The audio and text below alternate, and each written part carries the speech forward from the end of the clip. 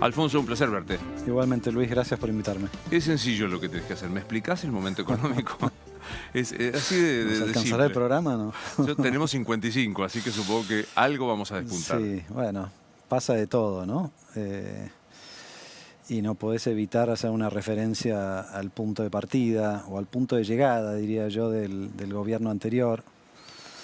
Me parece que cuando miremos con un foco un poco más amplio la historia, la verdad que la gestión de Massa es escandalosa por donde la quieras mirar, ¿no? En lo ético, pero también en lo económico y en lo político. Llegó al extremo esta viveza de pensar que, bueno, me puedo salir con la mía y que todo lo que haga no tiene una consecuencia, ¿no? Y vos sabés que una de las máximas en economía es vos podés hacer cualquier cosa, menos evitar las consecuencias. Entonces al próximo gobierno le tocó no poder evitar las consecuencias, al gobierno actual, digamos, ¿no? Y bueno, es un gobierno que arrancó sin estructura, ¿no? Voy a repetir muchas cosas que ya sabemos, pero para poner el contexto, ¿no? Con muy pocas bancas en el Congreso, con una idea inicial o previa, digamos, de gestión que tuvo que abandonar antes de empezar, la famosa cuestión de la dolarización, ¿no? Milei tuvo a todos los medios y a todos los economistas y los políticos discutiendo durante un año y medio si se podía o no dolarizar. Te acordás que él decía que ya tenía los fondos, Sí. Y de golpe los fondos no estaban, entonces corrió a campo, cambió ese esquema, y creo que eso le agregó un nivel adicional, no quiero decir de improvisación, pero de sorpresa, digamos, ¿no? Tengo un punto porque sí, dijiste muchas cosas que quiero resaltar. ¿Sergio Massa fue un escándalo como ministro de Economía? absolutamente, sí, absolutamente. O sea, se agarró el Estado para hacer campaña. Y lo que es extraordinario, y yo creo que este es uno de los momentos, una de las cuestiones que hay que remarcar del momento actual, es que el pueblo le dio la espalda y le dijo que no. El pueblo le dijo, esto es demasiado cínico y no me lleva a ningún lado. Incluso los propios beneficiarios de alguna de las movidas insólitas de Massa. O sea, Massa se apropió del Estado para hacer campaña. Y en una magnitud y en un volumen que nunca habíamos visto antes, ¿no? Entonces ahora esto pasa un poco por alto porque Massa no está en la escena, porque el foco está puesto sobre el nuevo gobierno, y porque ya se va acabando el tiempo de decir, bueno, la herencia, ¿no? Hay que empezar a pensar un poco en el futuro. Pero me parece que no hay que pasar por alto lo de Massa, porque junto con Massa había toda una estructura que hoy se ponen enfrente y opinan y critican después de haber estado ahí, digamos, ¿no? Es muy impactante eso, ¿no? Ver la ex ministra de Desarrollo, por ejemplo, en el Congreso. Bueno, tantos, ¿no? O sea, funcionarios de la provincia. Y lo otro que dijiste, sabiendo que es un escándalo, que lo dejaste ahí en suspenso, ¿vos crees que hasta no solo una cuestión ética, no solo una cuestión técnica, económica, puede tratarse un delito lo que hizo? Absolutamente. Bueno, hay muchas causas abiertas. A ver, el lugar más obvio, y hoy vuelve a salir a partir de la discusión del famoso señor Tabaco, Sí. no me acuerdo cómo que se le dice en Autero, el esquema de autorización de importaciones, ¿no? Una cosa realmente como nunca habíamos visto antes. Lo otro que dijiste es, entrando ya en Milei, la dolarización no se podía, no se puede, ni se podrá. Y eso no sé, hay que ver, hay que ver. Hasta ahora estamos más lejos que antes. Y por suerte el presidente, esta no la admite públicamente, digamos, pero se corrió de ese eje y se corrió ese debate. Ahora habla de competencia de monedas, pero la dolarización creo que no es una buena idea y es bueno que la haya abandonado, ¿no? Pero volviendo a ese punto de partida, o sea, llega un presidente que es totalmente outsider, que no tiene estructura política, que no tiene, digamos, densidad territorial, no tiene gobernadores, tiene muy pocos diputados, muy pocos senadores, no tiene equipo, porque lo que tenía lo cambió de golpe, ¿no? Y con eso tiene que actuar sobre las consecuencias de lo que hizo el anterior, ¿no? Entonces, ese es un resumen de lo que es el punto de partida, ¿no? Si vos te acordás, toda la discusión de la dolarización tenía como presupuesto, y Milei lo dijo tantas veces, ya tengo los dólares, los conseguí afuera, no sé quién, fulano de tal, unos fondos, ya puedo dolarizar. Y la verdad que yo diría que el principal punto novedoso desde que ganó Milei es que no estaba eso, ¿no? O sea, Milei ganó con una promesa de algo que no existía y tuvo que girar y acomodarse a esa realidad, digamos. Entonces, la realidad era muy compleja porque el mandato, y es muy complejo, ¿no? Muy compleja. El mandato es, cambiame todo esto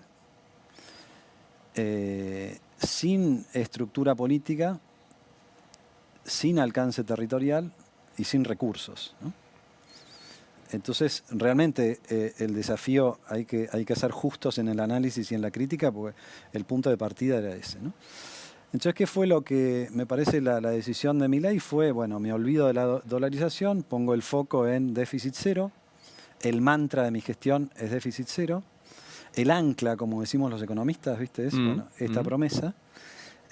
Eso él está dispuesto a cumplirlo a rajatabla y lo vemos como alguien muy decidido a hacerlo, y obviamente algo había que hacer por el lado fiscal porque era insostenible. Pero para lograr ese mantra, sin estructura política y sin recursos, ¿no? Ni los fondos de afuera, ni los votos en el Congreso, básicamente Milei tuvo que hacer dos cosas: pisar gastos, que no es ahorrar, ¿no? Y meterle un fogonazo a la inflación para licuar los gastos que no se pueden pisar y no se pueden tocar, como las jubilaciones, los salarios públicos y demás, ¿no? Ese es el truco de arranque. Y creo que hay que plantearlo así, porque da la impresión de que el gobierno, viste, están muy triunfalistas con los números fiscales. Sí, claro. Yo la verdad que nunca había visto una cadena nacional en la que un presidente habla exclusivamente de los números fiscales, ¿no? En todo caso le hubiera tocado al ministro eso, pero de vuelta subraya esta idea o este mantra que Milei traslada a toda la gestión, ¿no? Entonces, pisar gastos no es ahorrar, ¿no?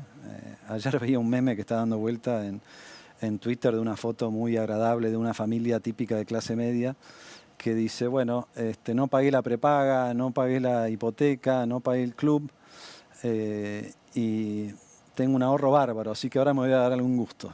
Claro. Obviamente que no es eso, ¿no? Y tampoco es sostenible bajar 35% de las jubilaciones o bajar, no sé, 10% o 15% el salario real, ¿no? Hay otros gastos que lo podemos discutir, por ejemplo, la cuestión con los gobernadores y con las provincias. Creo que ha sido valiente en eso Milei y lo ha logrado sostener. A lo largo del último tiempo hay una especie de injusticia, diría yo, que empieza en el final del gobierno de Cristina. Vos te vas a acordar, Luis, cuando la Corte Suprema se acuerda que durante 6 u 8 años el gobierno de Cristina Kirchner se había quedado con fondos de las provincias. Se acordó una semana antes de terminar, ¿no? Esas epifanías. Sí, exacto. Entonces le ordena al gobierno de Macri, primero, que no se quede ya más con esos recursos porque a partir de ahora son de las provincias, y le dice además pagale la deuda a las 3 provincias que habían accionado, que eran Santa Fe, Córdoba y no, creo que Entre Ríos, no me lo acuerdo. No me lo acuerdo. Sí, puede ser. Santa Fe, Córdoba, seguro. Córdoba, seguro. Y no me acuerdo la tercera. No importa. Eso, para que te des una idea, significó para los 4 años de Macri, fue resignar casi 20.000 millones de dólares de recursos, ¿no? Que salieron del Estado Nacional y que fueron a las provincias. Y llevó a esta paradoja de que las provincias tenían superávit fiscal y el Estado Nacional tenía déficit. Eso había que corregirlo. Vos podrías decir, bueno, la manera de corregirlo es modificar la ley de coparticipación. Es inmodificable la ley de coparticipación porque requiere de consenso de las 24 provincias. Entonces, si vos vas a modificar la distribución entre 24, olvídate, presumiblemente hay uno por lo menos que va a quedar peor que los otros 23 y ese no lo va a aprobar. Entonces, en eso podemos discutir si las transferencias corrientes a las provincias había que acortarlas o si había alguna otra manera de acortarlas, ¿no? Pero todo lo otro es precario. Básicamente Pero es precaria. déjame preguntártelo en términos Milei, Sí. con los artefactos que él introdujo. Motosierra fue el que más esgrimió en la campaña. Sí. Licuadora poco, no habló, No, no nunca dijo. habló de licuadora, no. Claro, No, no. o sea, a lo mejor en alguna de las charlas con ustedes, los técnicos. No, pues, ni siquiera porque él decía voy a dolarizar de arranque y desaparece la inflación. entonces, licuadora no la supimos, ¿qué significa? Y si lo digo mal me corregís, es no te aumento un ingreso y te lo talo a través de la inflación, que no corrijo. Y después el tercer artefacto, elemento, que es bicicleta o freezer, que es que mando para atrás. Con estos tres artefactos de Milei, ¿qué hizo? ¿Más motosierra, más licuadora, más freezer? ¿Qué hizo? Mira, salgámonos de las metáforas y vayamos directo a los números. Cuando vos comparás el primer trimestre del año, Sí. Milei pasó de un déficit en pesos de hoy. Un año atrás tenía un déficit de 6 billones de pesos y pasó a un superávit de 1.3 billones. ¿No? Entonces, bueno, una mejora de 7.3 billones. Ahora, de esas 7.3, la mitad es recorte jubilatorio, ¿no? Hay casi 2 billones de pesos que es no pagarle a las empresas generadoras de energía a través de Camesa, ¿no?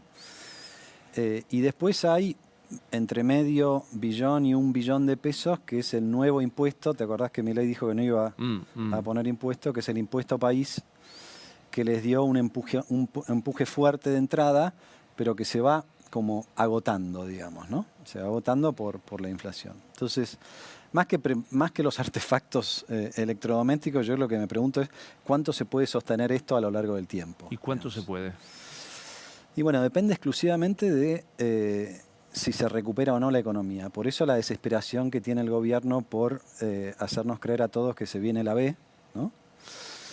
La recuperación muy fuerte. Y por eso yo diría la ansiedad que tiene Milei en particular, pero todo su equipo de publicitar mucho algún número que parece bueno, ¿no? Este episodio que tuvo con los bots de los supermercados da un poco esa pauta, digamos. Mira cómo ¿no? están bajando los precios y era un fake. Era un fake, ¿no? O sea, ellos necesitan mostrar que la cosa funciona. Y acá viene el interrogante central que yo hago como analista económico, si querés. Yo miro la historia, Luis, de los últimos, no sé, 40 años, y nunca hubo un ajuste fiscal que haya sido exitoso. Por ajuste entendido como un recorte muy fuerte del gasto, ¿no? Sí tuviste experiencias donde se recuperó el resultado fiscal, pero no tanto por baja del gasto, sino por aumento de los ingresos, ¿no? En general, con un buen momento económico. En el inicio de la convertibilidad, por ejemplo, o a la salida de la convertibilidad después de la hecatombe, cuando se recupera la economía, se recuperan los ingresos y los gastos tardan un poco más en recuperarse hasta que llega Cristina y cambia todo eso, digamos, ¿no?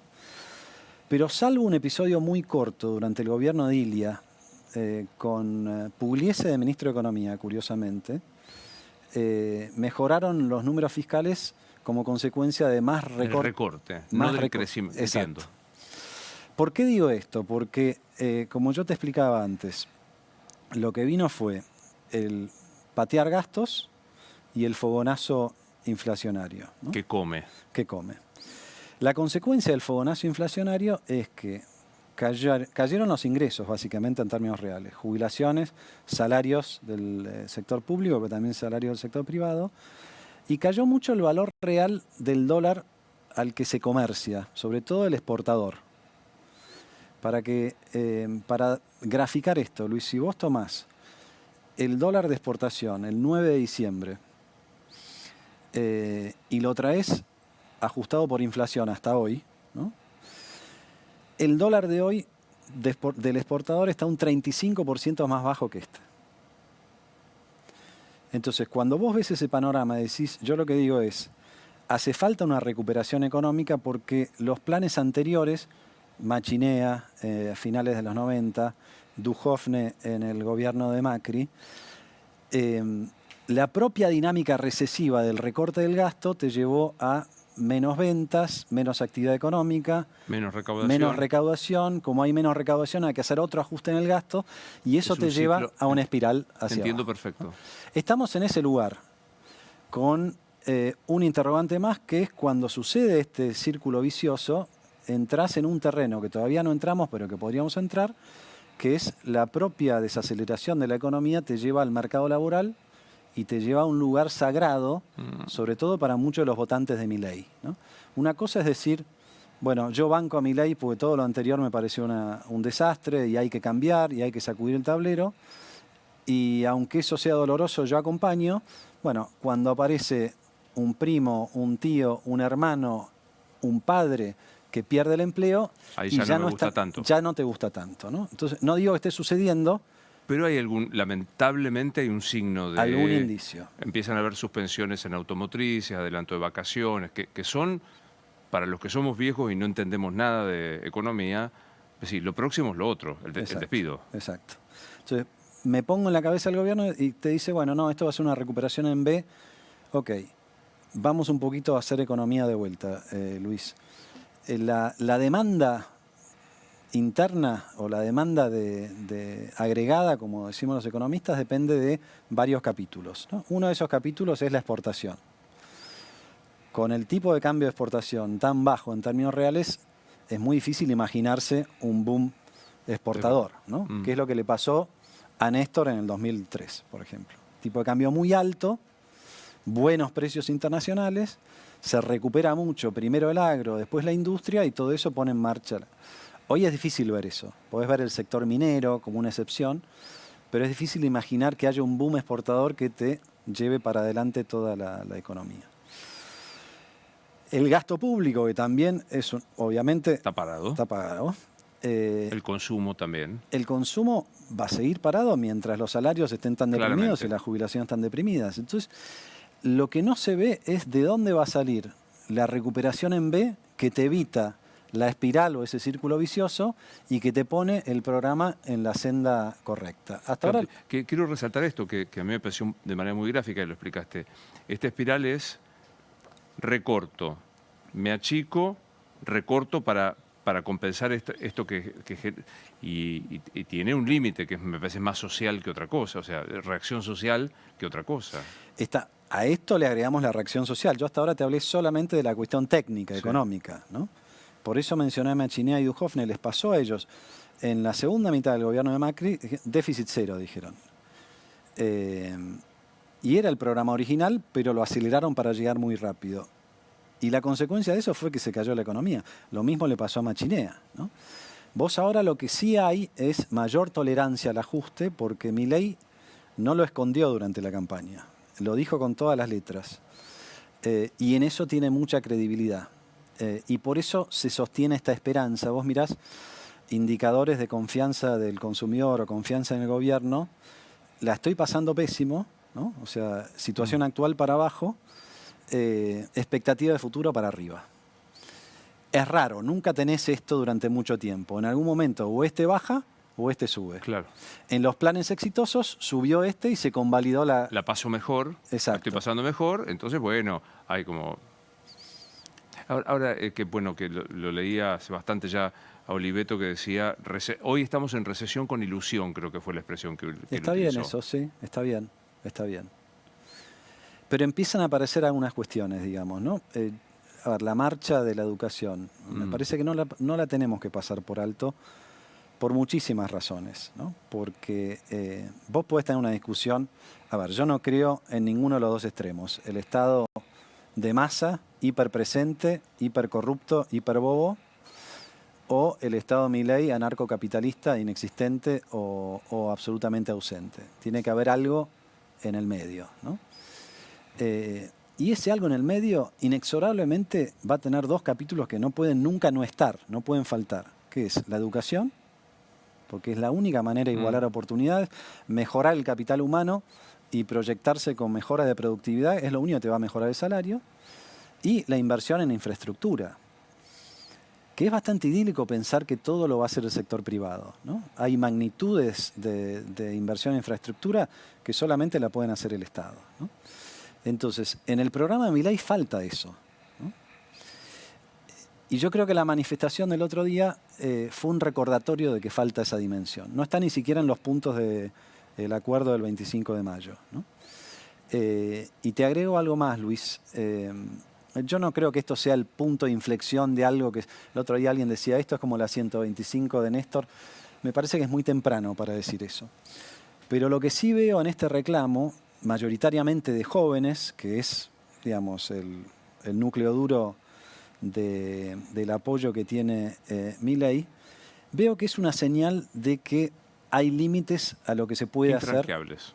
Exacto. A mí me parece que, porque aparte había que ir, yo fui a la marcha, había que ir, había una... Mucha gente se acercaba porque te conoce, decía, yo Sí. lo voté a Milei, pero esto no. Claro. Pero con una convicción absoluta.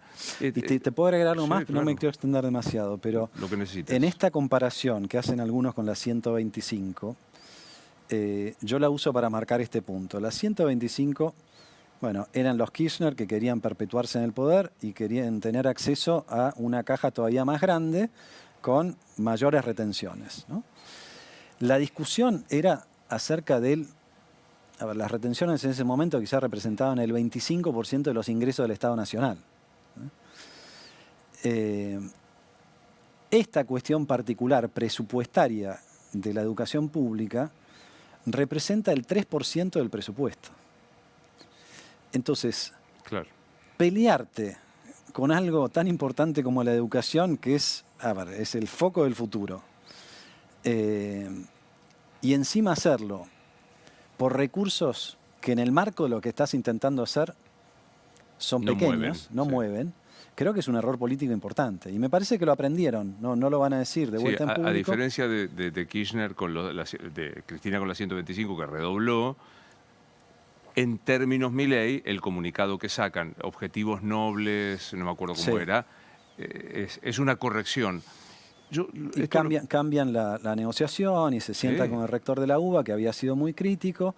O sea, también señalemos eso. La ley ómnibus, Totalmente. es un avance. Sí, finalmente escuchando a un Franco que va a negociar, que hace, con perdón de la palabra, política, Exacto. que habla con los gobernadores.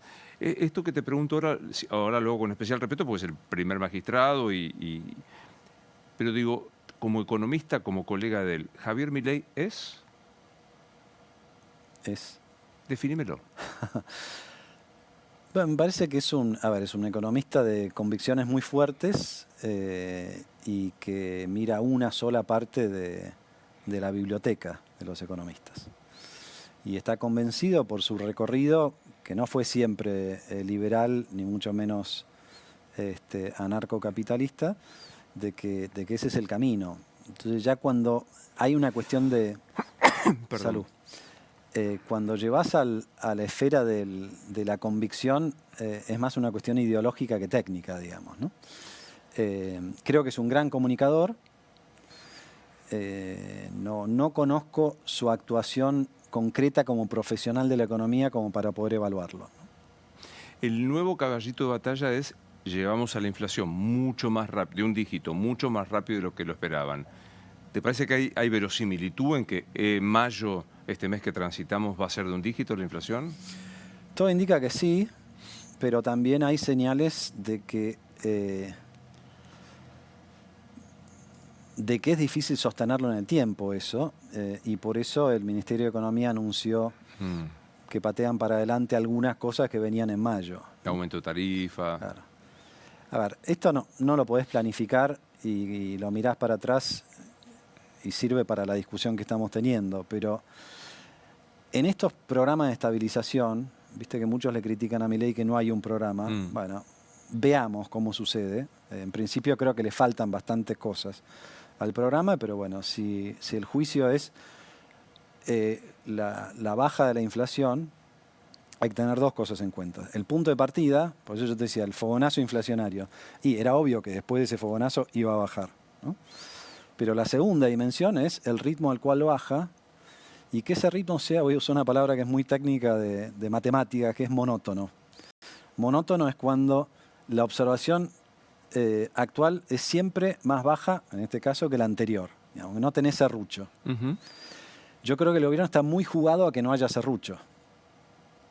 Porque si en algún momento le sube la inflación, algún mes en particular, eso puede desestabilizar la idea que nos quieren vender de que la cosa se está arreglando, ¿no? Incluso como sustento social.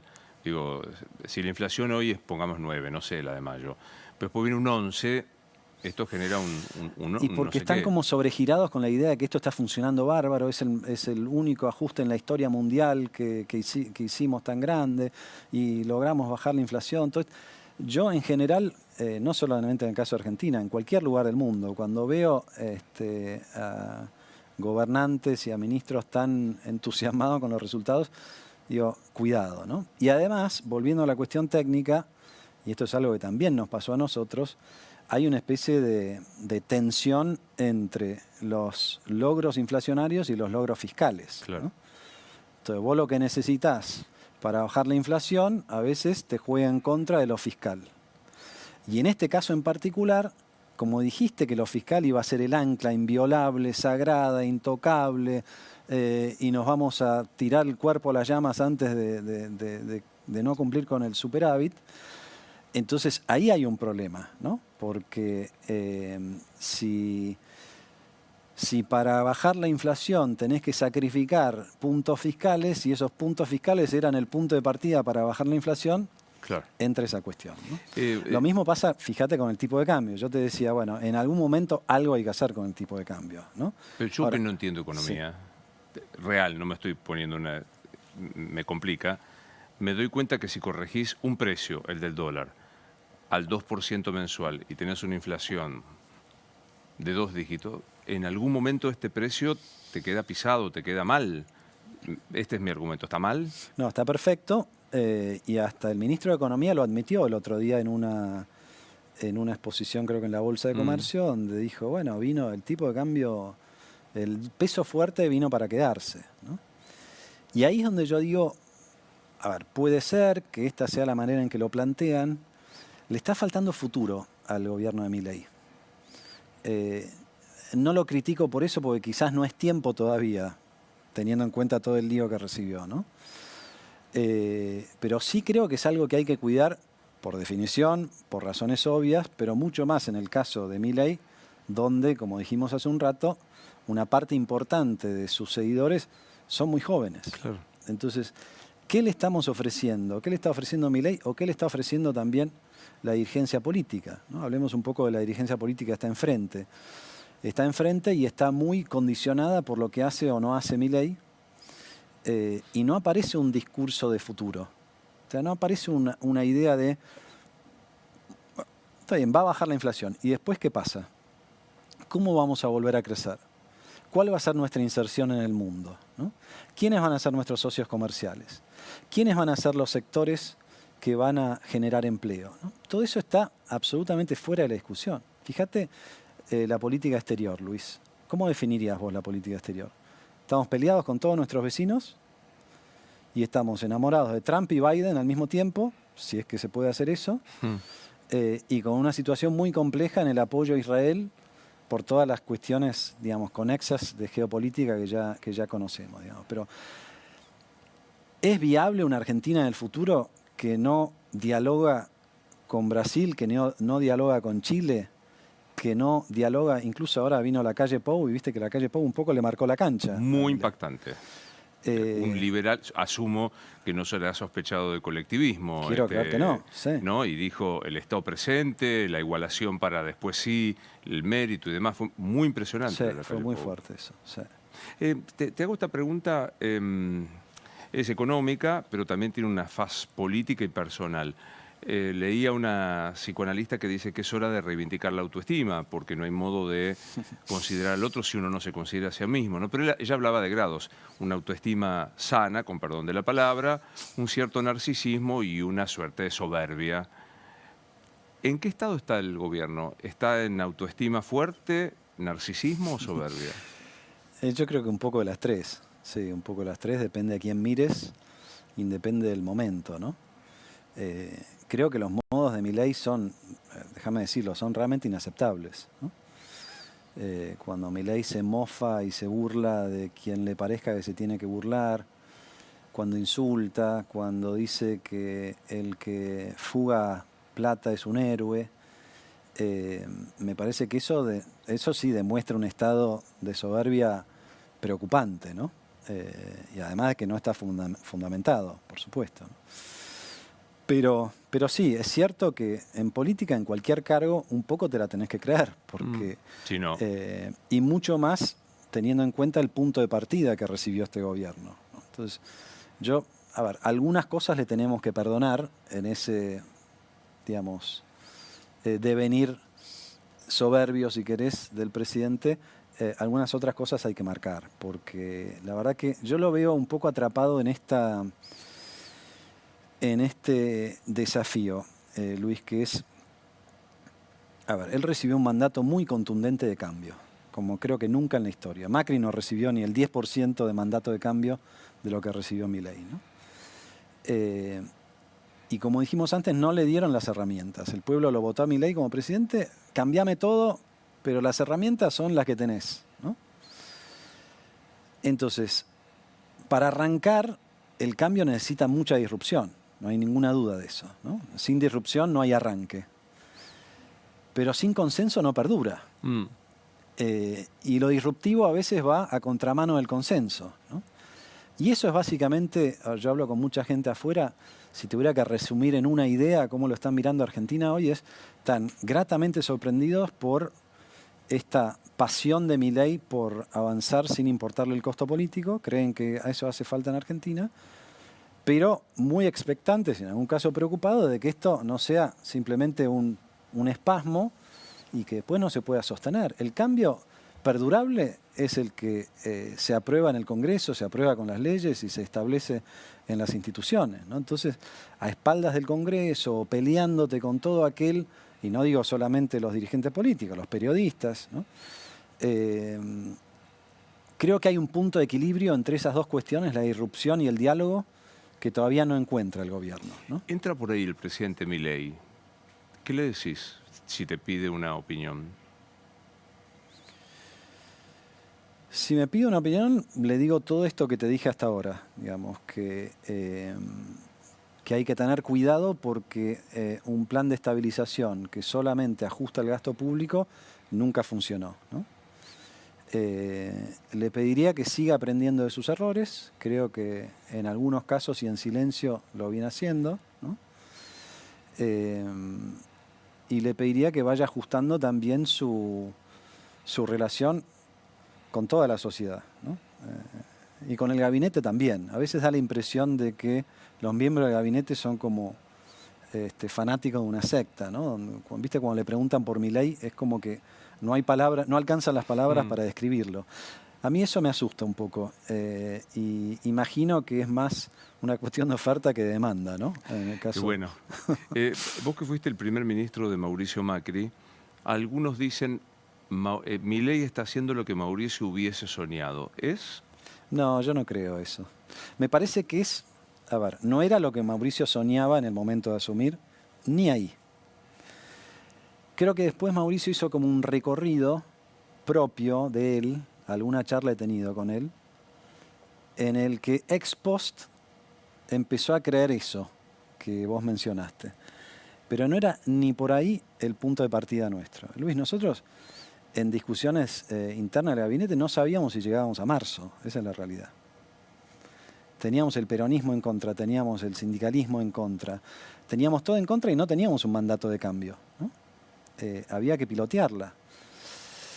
Es verdad, el mandato no fue de cambio. No. El mandato fue, bueno, basta de esto, pero tampoco queremos dejar de tener un cierto confort social, no sé cómo decirlo, como teníamos hasta ahora. Y te digo más, o sea, Mauricio no hizo en los primeros 2 años lo que está haciendo Milei ahora, y sin embargo, en la elección de medio término, en octubre del 2017, Cambiemos tuvo la mejor elección de un oficialismo desde Alfonsín, a un puntito de Alfonsín. O sea, acordate lo que era el momento de Alfonsín, Sí, ¿no? claro. Entonces, esa cosa de, uy, si lo hubiera hecho antes, no, si lo hubieras hecho, mi opinión, todo debatible. una política de shock, inclusive fragmentaria de lo que está haciendo Milei, una parte nomás, nos hubiera puesto en una situación muy, muy difícil. Hay un momento... Y aprovecho Sí. otra comparación, porque tiene que ver con lo que está sucediendo en estos días. Nosotros tuvimos una estrategia, yo esto lo he pensado mucho, y hay momentos en que llego a la conclusión de que lo tendríamos que haber hecho de otra manera y hay momentos en que no, ¿no? Y es la estrategia que tuvimos con el Congreso. Nosotros fuimos mandando las leyes de a uno, ¿no? Después del tiempo algunos decían, bueno, esto es como entrar con tu ejército en un desfiladero y te están esperando y en cada ley te van liquidando. ¿Y qué era eso? Era que como teníamos que negociar con los gobernadores, cada ley tenía un precio, no debajo de la mesa, pero tenía una obra, y eso nos dificultaba mucho ordenar las cuentas fiscales, porque fuimos de a uno. Y es cierto, es para pensarlo eso. Ahora la historia nos dio, graciosamente, la oportunidad de comparar con el extremo. Que fue todo. Fue todo, de golpe. Y no pasó. O sea, recién, a los 5 meses, recién tenemos una media sanción de una ley que es la tercera parte de lo que mandó Milei, ¿no? Y no estoy tan seguro de que esta ley sea tan iniciática como dicen ellos. Tiene cosas buenas, tiene cosas malas. Creo que lo más importante es que aprendieron y se sentaron a negociar. Vamos a ver qué pasa en el Senado. Pero digo, vuelvo, ya que me llevaste a la comparación con Macri. Una es la estrategia económica y otra es la estrategia política. No estoy seguro de que este extremo sea superior al otro extremo, digamos. No lo sabemos.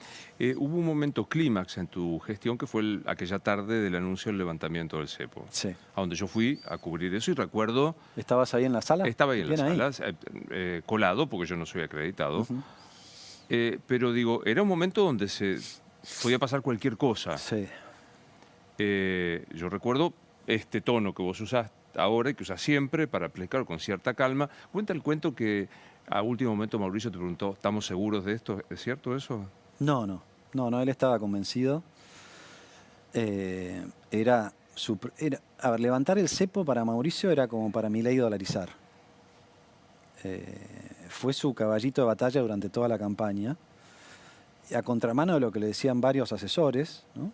Y varios economistas que tenía alrededor. Y él realmente, a él me llamaba todos los días, me decía, Alfonso, ¿estamos para salir? Y bueno, tardamos una semana, así que hubo 6 días en los que yo le decía, no, Mauricio, todavía no amarrocamos la reserva que necesitamos para salir. Y el día que estábamos tranquilos de que teníamos esas reservas como para salir a pelearla, ¿no? O sea, esto no había ninguna garantía. No es satisfacción garantizada. No, nunca, jamás. No. Esto también es importante entenderlo, Luis. Es tan amplia la gestión de lo público en un cargo de esa magnitud que no creo que nadie pueda pensar ni por un segundo que controla, no sé, el 20% de las posibilidades o el 20% de las variables, ¿no? ¿Hoy está para salir Milei del cepo? Yo creo que hoy no está para salir por estos trucos fiscales que decíamos antes. Si Milei sale del cepo, se queda sin el impuesto país. Y sin el impuesto país se le cae lo fiscal. ¿Cuánto representa el impuesto aprox, el impuesto país? El impuesto país en el primer trimestre del año representó, o sea, el aumento de eso fue más o menos 600.000 millones de pesos, ¿no?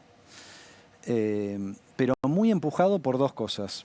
Por la devaluación, que ya se la comió la inflación, como hablamos, y por el esquema ingenioso del Banco Central de este bono, el BOPREAL, que le daban a los importadores, ¿no? Pero se lo daban y los importadores que querían entrar tenían que pagar el impuesto país del 17,5%. O sea, muy inflado en el primer trimestre, ¿no? Además, el impuesto país tiene una ventaja, a caballo de lo que decíamos antes, de que no se coparticipa. Entonces, es como un punto nodal de la gestión para el mantra fiscal. Es todo lo contrario a lo que dijo Milei en campaña, ¿no? Porque Milei te dijo que no iba a aumentar impuestos, te dijo que cree en las desregulaciones, en el mercado, te clavó un impuesto país. Y yo creo que esa es la única razón por la cual no puede salir. No puede salir. Es más compleja también, desde el punto de vista de las reservas, es más compleja la situación de la que teníamos nosotros. Pero yo creo que, a ver, volvemos un segundo a ese momento de la conferencia de prensa. Si vos te acordás, el nuestro fue un anuncio triunfalista, en el sentido de que, bueno, venimos a cumplir con lo prometido, lo vamos a hacer de esta manera y estamos liberando a todos los argentinos que quieran acceder al mercado de cambios. Fue la primera vez en la historia que se anunciaba una devaluación con una sonrisa, digamos. Y así se tomó, ¿no? Yo creo que Milei necesita algún gol en lo económico para compensar las penurias que mencionábamos antes, ¿no? La caída del salario, la caída en la actividad económica, el inicio de algunos sectores que empiezan a expulsar mano de obra. Entonces, en ese sentido, creo que cuanto antes lo pueden levantar al cepo, mejor. Pero digo, el gol sería levantar el cepo, un dígito de inflación. ¿Cuál sería el gol? El gol sería que la economía se recupere, ¿no? Y como ellos están tan jugados a eso, no hablamos de un factor que es donde ellos apuestan, hablamos de las exportaciones que no, hablamos del gasto público que no y hablamos del consumo que no. Yo creo que ellos apuestan a la inversión. En esta ley bases está este famoso RIGI, ¿no? Para inversiones grandes. Es inimaginable un proceso sostenido de inversión o de aumento de la inversión con el cepo cambiario, ¿no? Entonces me parece que donde les encaja a ellos la salida del cepo es con esta idea de, bueno, va a venir la inversión y la inversión nos va a rescatar un poco, ¿no? En el país de la grieta, ¿cómo surfeas el hecho de que, a vos, a mí, pero digo, te lo pregunto a vos, se te ubica claramente un lado? De los que tienen plata, los oligarcas, los que no tienen sensibilidad. ¿Cómo surfeas eso? Con mucha tranquilidad de conciencia, la verdad. A ver, yo las veces que tuve el honor de estar en la función pública, lo hice con el convencimiento de mis ideas y demás. Y en general eso se reconoce. O sea, obviamente del otro lado de la grieta no. Pero a pesar de que yo no estoy a favor de muchas de las cosas que hace Milei, la gente me para en la calle, votante de Milei, y me dice, bueno, sigan adelante, que venga el cambio, ¿no? O sea que pasa un poco de todo, ¿no? Pero sí, la grieta es desesperante porque si vos tenés que hacerlo todos los días porque sos periodista. Yo tengo la ventaja, hace 8 años no tengo un cargo público, 7 años y medio, ¿no? Entonces tengo la ventaja de, por ejemplo, hoy elijo venir a tu programa, pero elijo no estar todos los días en la televisión. Y lo que veo es que si vos bancás más o menos la dirección de lo que se está intentando hacer, que es mi postura, ¿no? Pero marcás, como marco yo, o señalás, como señalo yo, algunas cuestiones preocupantes respecto de que pueden hacer que no funcione el cambio, ¿no? O sea, queremos el cambio muy bien. Mi preocupación es que por esta cosa tan brutal, tan intempestiva, tan poco orgánica, se frustre otra oportunidad, ¿no? Y cuando yo digo esto, enseguida salen todos los trolls, bueno, te volviste K, ¿no? Bienvenido al club. Sí, obvio. Bienvenido al Bueno, club. sí, Es esta historia. ¿Se aventó? Vos me preguntaste la última vez que estuve acá por quién iba a votar, Sí. ¿te acordás? En el balotaje. Y yo te dije que por ninguno de los dos. No podía votar por ninguno de los dos. Ahora, aunque lo digas públicamente, te van a pegar a un lado de los dos extremos. Bueno, hay que surfearlo, como Bienvenido al dijiste club. vos. Sí. ¿Se aventó la posibilidad de la hiperinflación? Yo creo que por ahora sí, por ahora sí. Por ahora sí. ¿El por ahora dura cuánto? Y el por ahora dura esto que decíamos antes, ¿no? O sea, el por ahora dura si se puede sostener efectivamente los resultados fiscales en un marco de ingresos que no aguantan más, ¿no? ¿Para qué sirve la plata? ¿Para qué sirve el dinero? ¿El dinero para un Estado o para...? Para vos. El dinero sirve para darte libertad, me parece. Sí, para darme libertad. Yo siempre, de chico quería tener recorrido en la política. En casa nadie lo entendía muy bien eso. Y en mi diseño de carrera, si es que, no quiero que suene muy soberbio, pero si es que existe eso, siempre tuve de muy joven la idea de, bueno, para cuando yo llegue al sector público tengo que tener este tema más o menos resuelto, ¿no? Esto después del otro lado se interpreta como el oligarca que llegó a la política y demás, bueno, pero es problema del que te insulta, no el tuyo, digamos. Pero ser honesto a veces es muy difícil para muchas personas. Yo lo he visto muchas veces en la política. Y a pesar de que es un valor ético que no tiene nada que ver con el dinero, si lo tenés más libertad para decir que no, ¿no? ¿Cómo era tu familia? Contame cómo era tu familia. Mi familia, bueno, papá nació en Tucumán,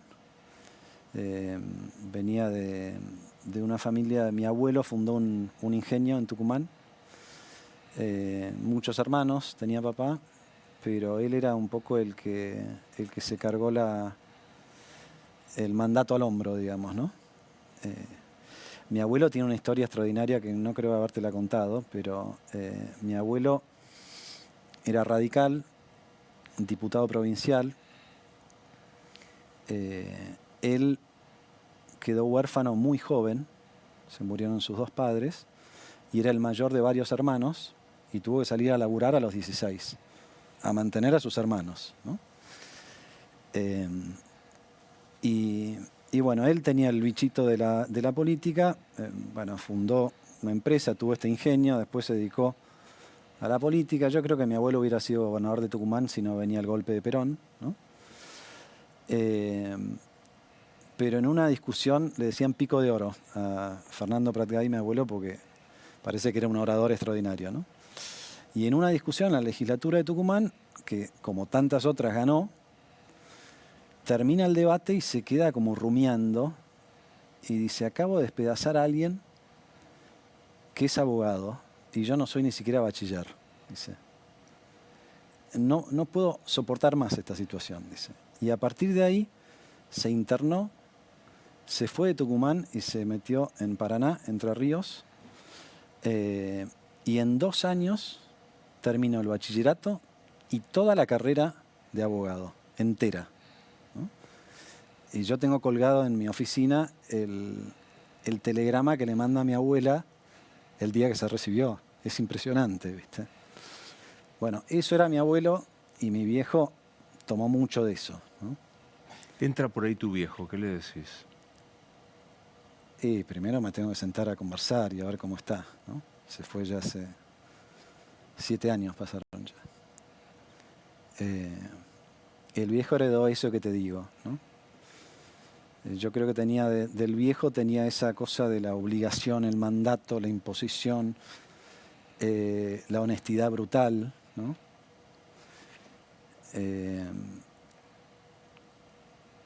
El viejo finalmente termina mal la historia porque quiebra el ingenio, pero cuando murió el viejo, los propios operarios del ingenio al año le hicieron un homenaje. El ingenio ya había cambiado de manos, pero lo querían homenajear al ingeniero Pratgay que siempre los había cuidado y demás. Un tipo recto hasta el final, ¿no? ¿Cuál es el sentido de la vida? Trascender. Sí, trascender. ¿Qué es trascender? Trascendemos a través de los hijos, trascendemos a través de nuestras acciones, ¿no? A través de un libro, si querés. Trascendemos a través de, bueno, la huella que dejamos, ¿no? Es muy cortito nuestro periodo, pero bueno, esa huella va quedando, ¿no? Yo ahora estoy en un proceso de revisar mucho la historia de mis abuelos del otro lado. No te hablé tanto de mamá. Mamá era lo trascendente. Mamá no era tanto la obligación, era tu libertad, pero estaba siempre en las causas profundas, ¿no? Ella le gustaba la parapsicología, le gustaba la filosofía. Y bueno, ahora estoy en este repaso del lado de la vieja, que son todos irlandeses, ¿no? Mis abuelos, mis bisabuelos, todos llegaron de Irlanda y se instalaron acá. ¿Cómo se llama tu mamá? Mamá se llama Stella Hope. ¿Vive? No. Murió el mismo año que papá. Entra por ahí Estela. Y bueno, primero déjame abrazarla un poco y después preguntarle muchas cosas a ella. ¿Cómo la ves? Digamos. ¿Valió la pena? ¿Estás contenta? ¿No? Yo me volví a casar y ensamblamos dos familias y mamá vio muy poquito de eso, porque todavía no nos habíamos mudado juntos cuando murió mamá. Y me encantaría saber qué piensa de eso, ¿no? Mirándote a vos mismo, ¿valió la pena? Sí, cada paso del camino, sí, cada paso del camino. Hay cosas, obviamente, que podrías haber hecho de otra manera, pero el camino no lo cambio, pero ni un minuto, ni un minuto. ¿Te hicieron bullying por el segundo apellido tuyo mucho o no? Muchísimo, muchísimo. Pero no solamente acá, sino también cuando vivía en Inglaterra. Porque además, bueno, la parte de gay es bastante obvia, pero Pratt, si vos lo pronunciás en inglés, Pratt, esa P va como, y es casi como una B. Y Brat, la traducción literal de Brat es como pendejo, insoportable. O sea, yo tenía todas en contra. Pendejo, insoportable y gay. Sí, me han hecho bullying, Y acá en la función pública, sobre todo cuando fui presidente del Banco Central, ¿no? Había mucho de eso, mucho cartel, bueno, fue hace 20 años, ¿no? Creo que... Ah, mira, no me la sabía eso. Sí. ¿Mucho cartel homofóbico? Sí. Pasaron 20 años, ¿no? Sí, en 20 años se cambió. Sin embargo, hay como un reverdecer de cierta cuestión homofóbica, misógina. Y hay mucha confusión también. Yo me acuerdo, era Rodríguez Sá en una campaña. Claro, yo estaba en el Banco Central y Rodríguez Sá era candidato y decía, a ese inglesito de Pratgay lo vamos a echar. Claro, no se tomaban el trabajo de Pratgay, es catalán. O sea, no tiene nada que ver con... No se pronuncia, claro. No, claro. Totalmente. Sí. Asumo que no cambiaste de idea, pero nos morimos y ¿qué pasa? Y trascendemos, sí, claro que trascendemos. Y nos encontramos con todos nuestros seres queridos y capaz que si tuvimos algún enemigo nos abrazamos, ¿no? Ganas, ¿no? O sea, yo creo que no pasa nada. Tengo la mala noticia para darte, pero en el deseo me encantaría volver a encontrarme con mis viejos, con algún amigo que hace muy poco se murió y demás. Pero qué buen encuentro sería ese, ¿no? Extraordinario, extraordinario. Hay un libro de Rosa Montero que me viene ahora a la imagen, que es algo así como la insoportable idea de no volver a verte, ¿no? Así se llama el libro. Sí. Y lo escribe, bueno, ella enviudó, ¿no? Y es toda los últimos años de su marido que se va apagando de a poco. Y la verdad que es insoportable la idea de no volver a verse. ¿Quién es Dios? Dios es un ser superior que es todo amor y que nos da la libertad total. O sea, las buenas son de Él, las cagadas son nuestras. Gran título de nota. Las buenas son de Dios, las cagadas son nuestras. Me gustó verte. Igualmente, Gracias Luis, por venir. muchas gracias por el tiempo. Por favor.